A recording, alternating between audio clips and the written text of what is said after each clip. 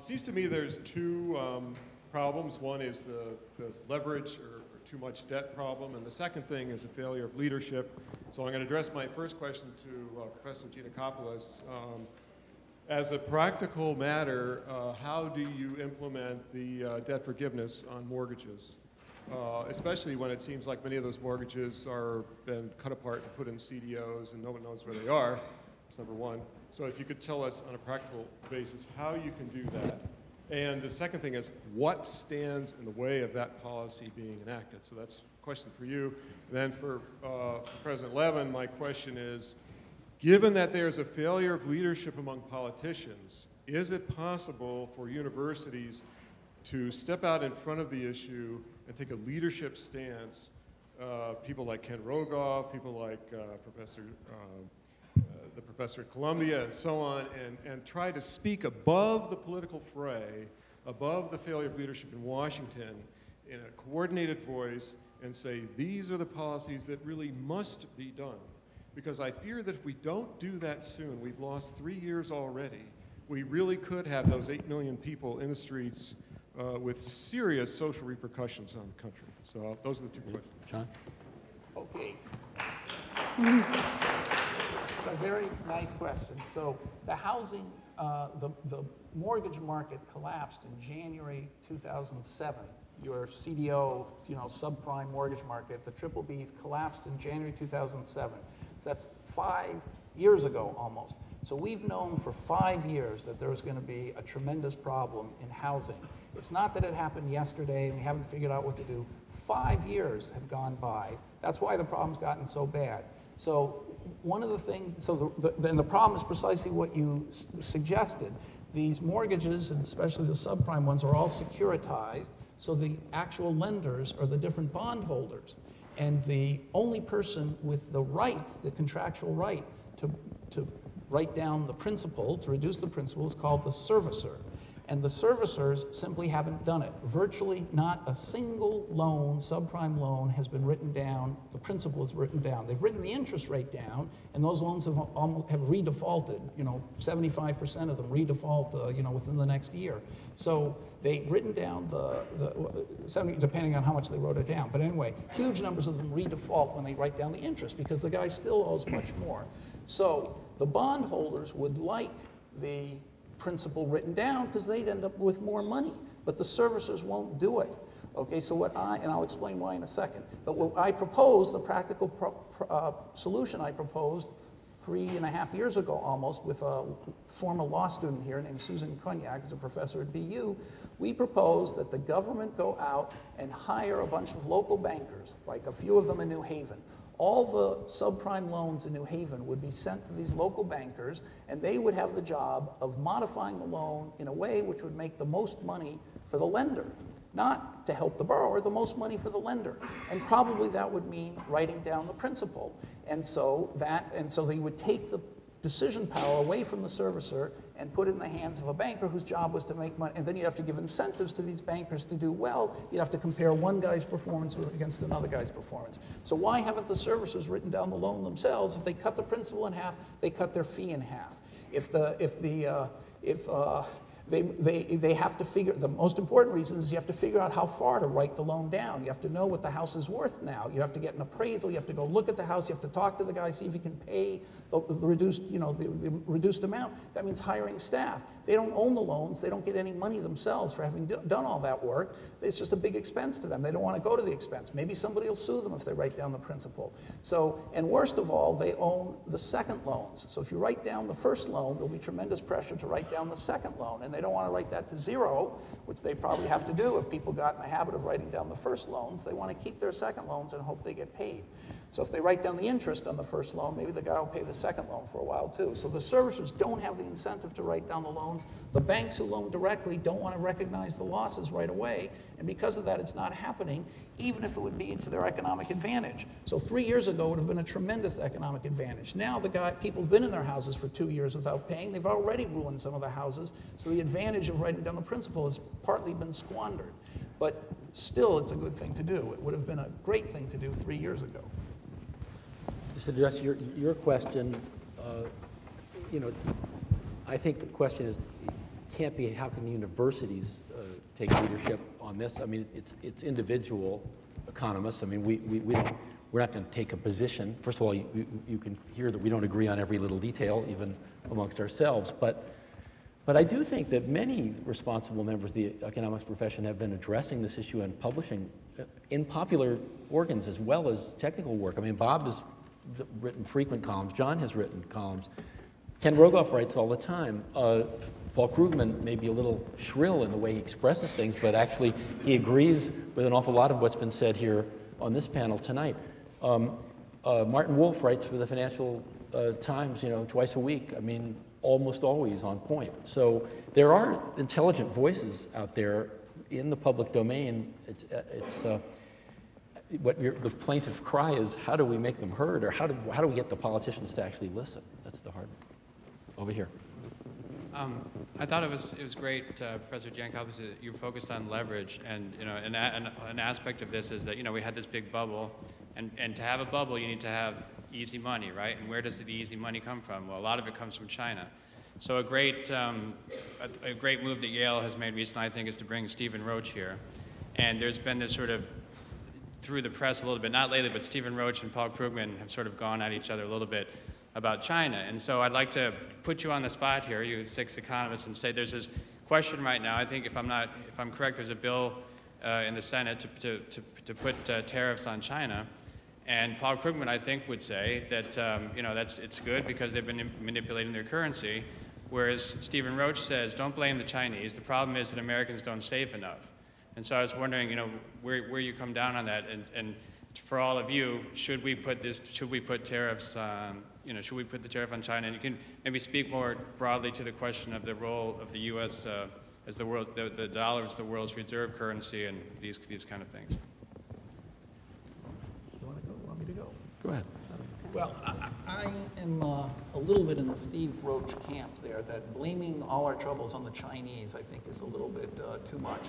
And, you know, just because they were willing to lend at low interest rates doesn't mean that we had to, you know, we had to borrow with no money down. Now, the Chinese have understood leverage, by the way. The Chinese are constantly managing their leverage. Whenever things go, you know, things get overheated, they're worried about inflation, they suddenly change the leverage, and they say people have to put more money down. Israel, when housing prices went up too high, the central bank said you have to put 60% down to buy a house. So the Chinese understand leverage. We don't seem to quite get it yet. As for whether the Chinese caused our problem, I don't think they caused the whole leverage problem, but I do think that, here I agree with Krugman, that you know, their policy is to export as much as possible and keep their exchange rate low. And of course, that gives us tremendous numbers of goods that are you know, that are so cheap. I think this 99% might get more upset when they start having to pay twice as much for a sweater or something like that. So it's double-edged, Krugman's recommendation, to make it more difficult for China to sell here. I think it's going to be a disaster if the blaming of China and economic policy directed at China will take place in this country. And I just want to remind you of what happened in the Great Depression with all kinds of tariffs and the shutting down of international trade. I think now it's even more dangerous. I mean, the world is very globalized, and the Chinese hold the purse and own a lot of the debt on this country. And blaming China will lead. You know, one thing is certainly inflation is a big problem. You know, some people argue that part of the reason why inflation was slow in the U.S. is the competition and is the import of the Chinese goods. And all kinds of other bad things can certainly happen.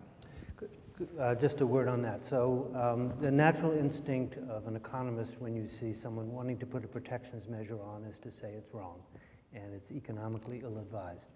But if the person who did it is Paul Krugman, then you actually have to sit back and try to understand what he's saying. Now, not because he won a Nobel Prize in international economics, but because he has a Yale degree in economics. So the point he's making is that in a situation we're in now, particularly where we have this zero interest rate and a deep recession, that if China actually is keeping its exchange rate up by intervention, then that is lowering U.S. output and U.S. employment. And I think that's, in this kind of situation, is analytically correct. Now, the people who've looked at that say that his numbers are exaggerated, and it's not 2 or 3 million jobs, but quite a bit less than that. But I think on this, I think we have to say, okay, is this really a good idea? First place, it's a precedent for people to take these kind of beggar thy neighbor policies in the middle of recessions, which is a bad idea.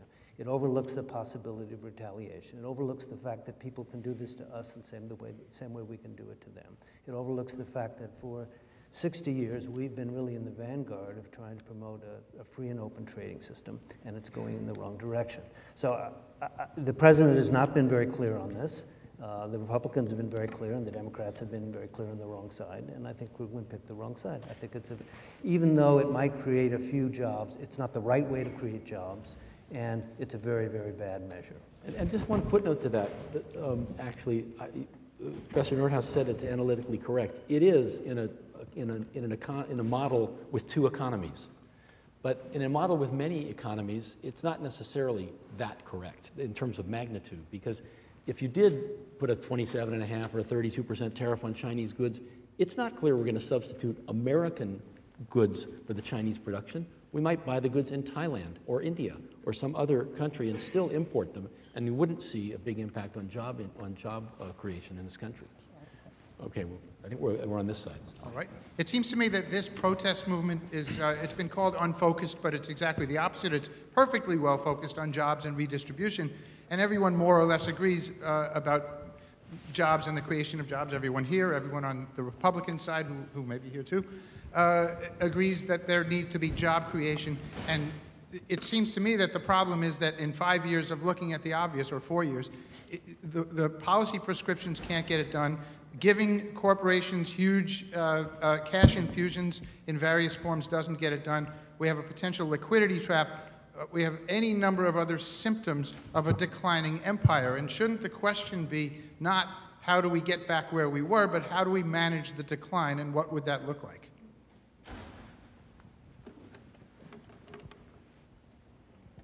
You look pregnant with an idea. I think that's an interesting question.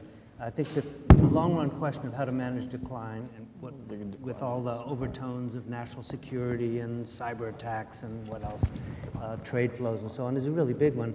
But I think I think it's one that deserves a long and detailed discussion, probably not with this group, or not only with this group.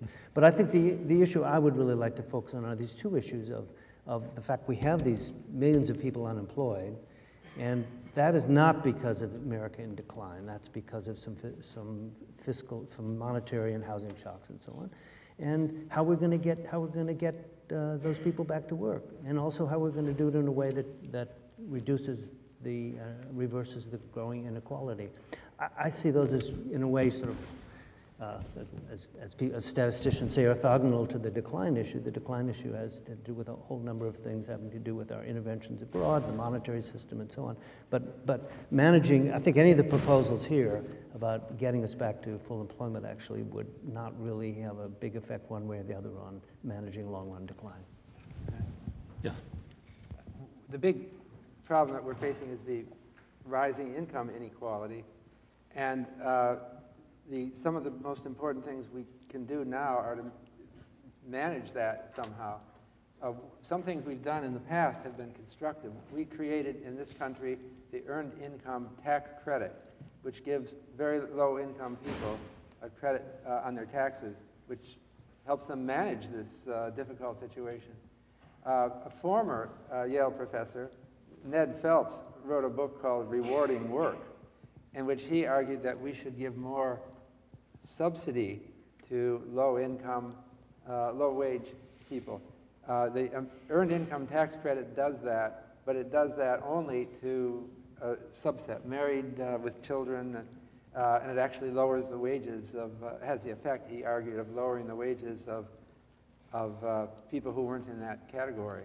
So I think that this answers a lot of the issues that the Occupy Wall Street people have, that we're neglecting the bottom element of this country, and we can do things. It's better than welfare, a job subsidy that gets these people hired. Great, thanks. Yes. Let's assume for a moment that we have massive infrastructure investments and we have these great roads and railroads and people can move around, get wherever they need to go. What jobs are they going to do when they get there? In other words, what's the engine of economic growth if we are able to come out of the short-term problem over the longer run?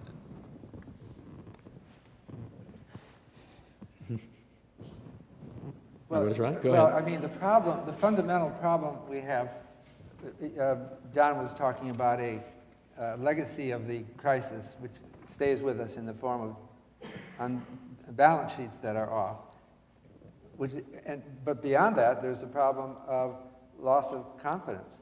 And if you look at the confidence indexes, they're at near record low.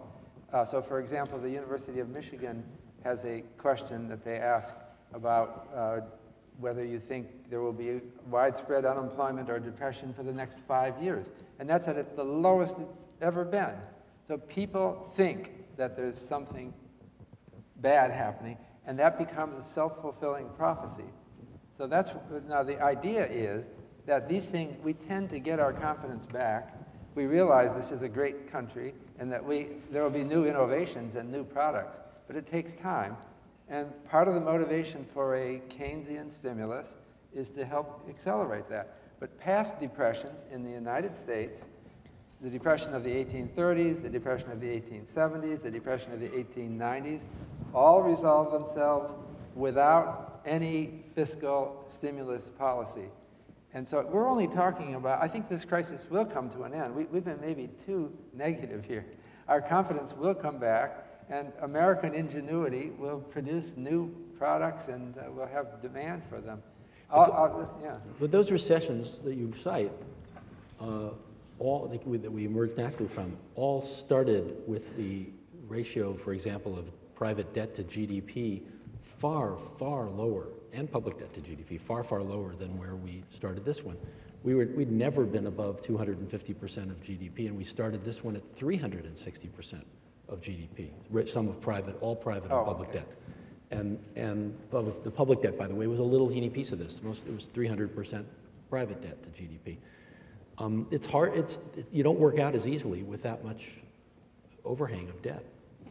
I would also add, I mean, I think you can't really deny the long run, there are long run issues having to do with the mix of jobs that the economy is producing has changed, right? So there's the issue of the economy is not producing enough jobs. There's also, a sort of secular change in the mix of jobs that the economy is producing. The returns to education have basically risen for the last 40 years.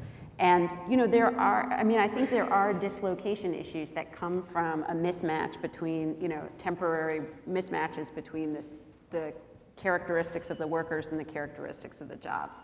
And that's, in many ways, I think, a separate problem from the, from the fiscal, the sort of short-run problem that the fiscal stimulus could address.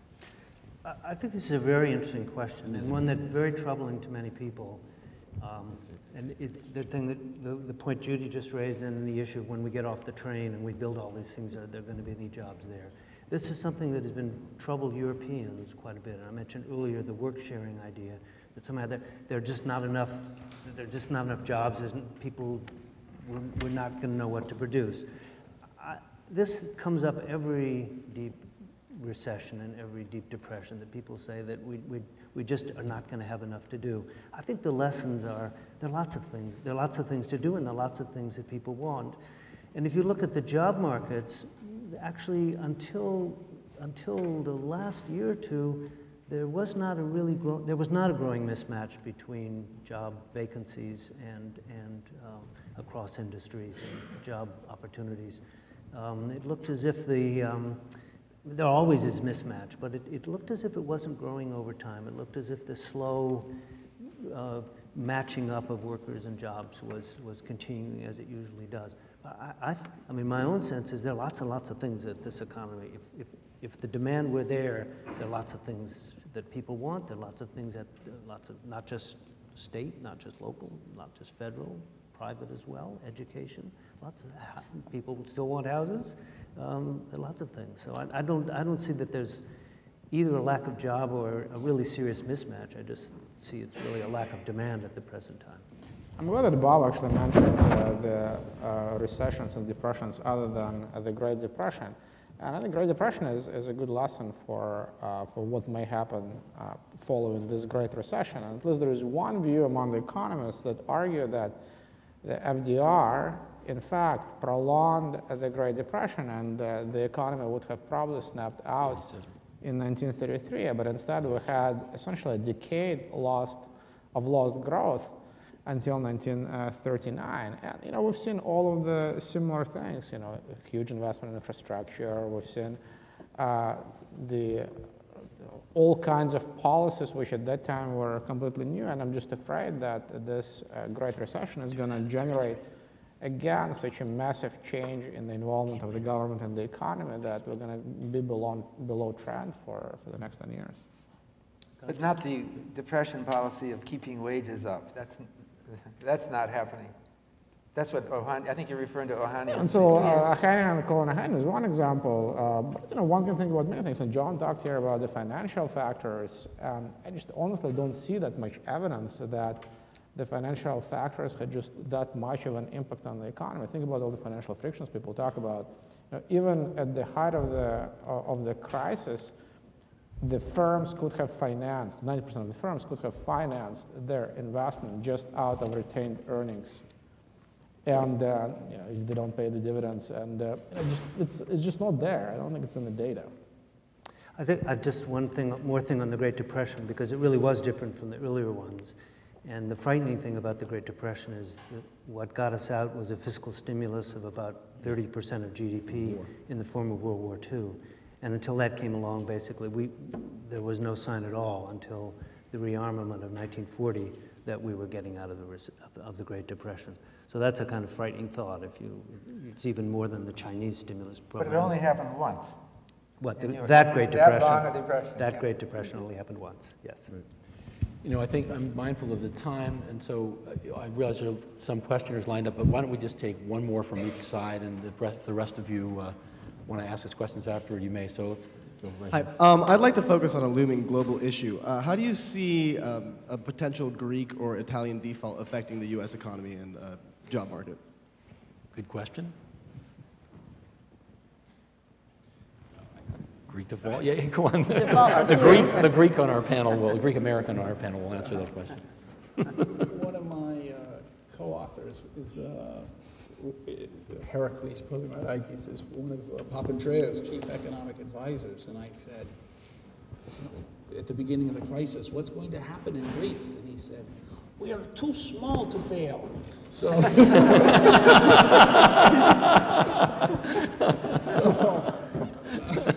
so I still think that's true. That it's related to the writing down principle on houses. I had to give the graduation speech at the University of Athens Business and Economics School this last June, and I told them that that more people are going to be thrown out of their houses for defaulting on American mortgages than there are people in all of Greece, and that the only way to deal with the American problem was to write down the principle, and the only way to deal with the Greek problem was for Germany et al. To forgive part of their debt. By the end of this plan, they're going to be 200% of GDP. The debt will be twice as big as what was their annual GDP. They'll never be able to pay that off, and it's crazy to expect them to. So eventually, I believe the debt will be written down because it's not that big a number, and it might quell the spreading crisis in Europe. So that's actually what I expect to happen. It's true that in America, if you look at the correlation between stocks, so if you're running a hedge fund and trying to pair off stock trades, for example, the correlation between stocks is vastly higher now, double almost what it has been what it was a few years ago. So what that means is that all the stocks are reacting together to global news. Everything either goes up together or goes down together. You don't have one stock doing badly, another one doing. And so much of that comes from the worry about what's going to happen in Europe and whether it's going to start a huge monetary crisis. So I think that the Europeans have to restructure the debt, and they're going to have to face up to taking some losses. I think the Greek thing is easy to handle because it's so small, and just as Heracles said. And if they don't restructure their debt and they keep kicking the can down the road and figuring, well, maybe later it'll get solved, then actually I think it does, our markets obviously react to it. So I think it will be bad for our markets. Could I make a, Sure. I want to make a happy note here. If we think the U.S. is dysfunctional, then let's look at the Euroland, where Slovakia can bring down the Union. I mean, at least we're not in the situation where one deviant state around the nation can vote not to have a bill go forward. So it could be worse. Last question. Hi, I had sort of an industry-specific question, and I think it piggybacks well on the conversation about infrastructure. I think construction, real estate, architecture have been some of the areas most hurt by the recession and have also been the slowest to recover. I think construction unemployment is more than double the national 9%, and architecture, I believe, has dropped 30% from the pre-recession bubble. And I just wanted to hear your thoughts on the future of these industries and how they relate to the bigger picture. Just the facts. Construction unemployment peaked at 27% in 2009, but it has come back somewhat. So it's no longer double the overall unemployment rate. It's about, last month was 13.5%. Still way too high, but there has been some recovery in that sector. Any comments about the substance, though? I'll just say one quick thing about housing. There's a tremendous shortage of housing building because there have hardly been any new houses built in the last 4 years. So if you were just looking, and plus there are a lot of young people who are coming of house-owning age. So if you just look demographically at what should be happening now, we should be starting another housing boom. So many people actually have predicted that the whole thing's over.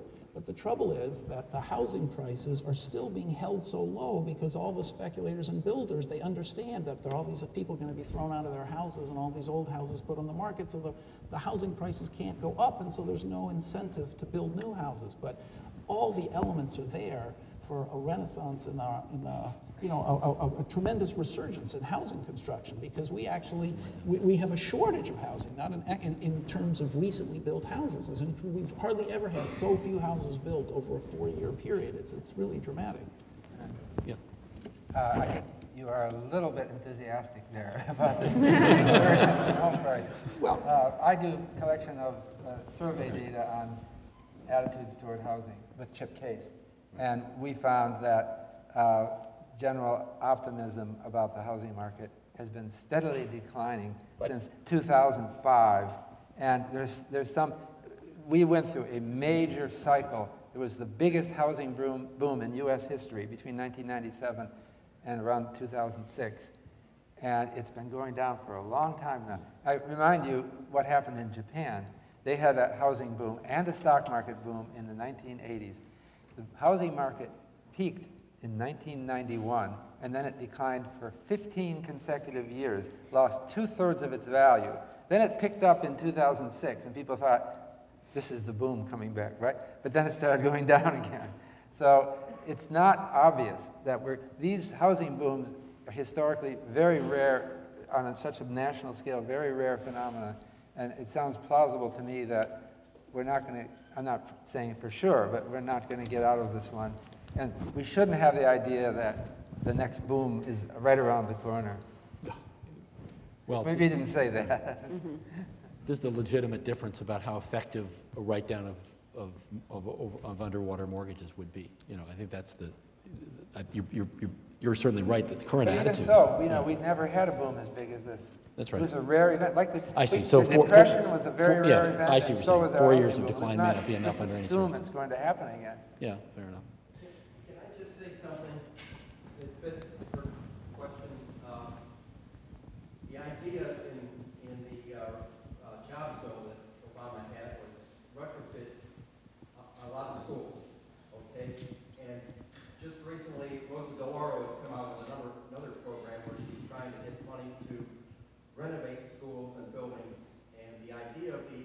based upon, you do a total renovation, you put in new insulation, new windows, new roof, you modernize it, you beautify it, you put in new mechanical and electrical, and then, based upon the energy conservation savings, you can often pay for most of it or cash flow on all of these things if you finance it as long-term debt.